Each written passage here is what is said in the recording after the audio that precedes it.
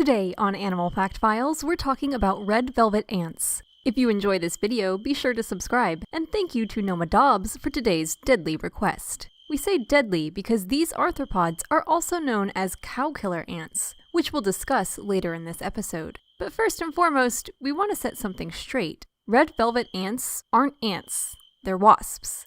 Something to consider is that these wasps are solitary and ants form colonies. It's atypical to see more than a handful of red velvet ants, which are wasps, hanging out together. Even if a male and female were sighted together, they may not even be recognized as the same species. Female red velvet ants are wingless and typically have bright red markings, though these can also appear orange and yellow as well. Male red velvet ants, on the other hand, have wings. Also, they don't sting, but we'll get back to that too.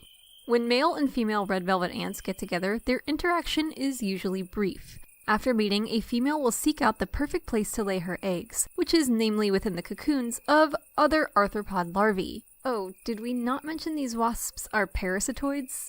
Yeah, the mama red velvet ant will find the egg chambers of other arthropods, including other wasps, burrow into them, eat through the casing containing the growing host inside, lay her egg, then seal up the hole so her baby stays safe, and move on to the next unlucky victims to lay her remaining eggs. The red velvet ant eggs will hatch after just a few days, and the larvae will spend the next week or so consuming their host entirely. They get kind of sleepy after all that eating, so they'll pupate within the same chamber the host's mother had constructed for her now deceased young, and the adult red velvet ant will emerge after a little less than a month.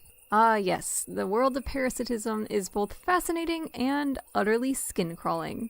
As adults, red velvet ants eat cockroaches, beetles, flies, bees, and other wasps. The females use their stinger to win a meal, and it's this sting that has earned them the other common name, cow killer. Supposedly the sting of a red velvet ant is painful enough that it could kill a cow, though these wasps aren't really in the market for beef. Some people who have been stung by red velvet ants do report that the red velvet ant's sting is worse than that of any other stinging insect's sting they've encountered. As for us, we prefer to look and not touch.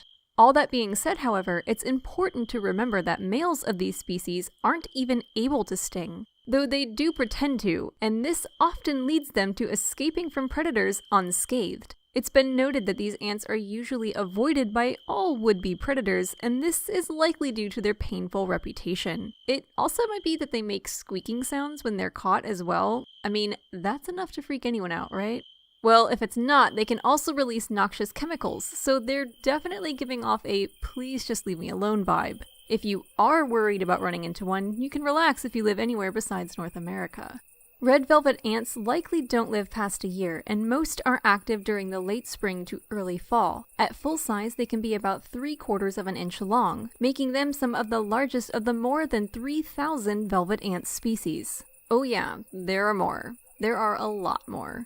For more facts on red velvet ants, check out the links in the description. Give a thumbs up if you learned something new today, and thank you for watching Animal Fact Files.